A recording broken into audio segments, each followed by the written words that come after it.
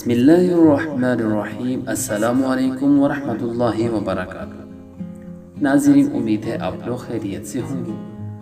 آج ہم بات کرنے والے ہیں ایک صحابی کے جنازہ میں فرشتوں کی بھیڑ۔ ایک حدیث پاک میں وارد ہوا، حضرت سعد رضی اللہ تعالی عنہ ایک صحابی تھے، وفات پا گئے۔ نبی علیہ السلام ان کے جنازے کے لیے چل رہے ہیں اور پنجوں کے بل چل رہے ہیں۔ ایک صحابی نے عرض کیا، اے اللہ کے نبی، پہلے تو کبھی ایسے چلتے نہیں دیکھا۔ تو آپ صلی اللہ علیہ وسلم نے فرمایا، سعد کے جنازے میں شرکت کے لیے آسمان سے اتنے فرشتے اتر آئے کہ مجھے زمین پر پاؤں رکھنے کی پوری جگہ نہیں مل رہی۔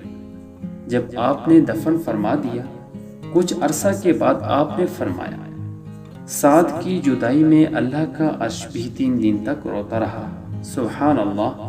اللہ کے نبی بتاتے ہیں کہ عرش بھی سعد کی جدائی میں 3 دن تک روتا رہا، تو نیک لوگوں کی جدائی میں آسمان اور زمین بھی روتے ہیں۔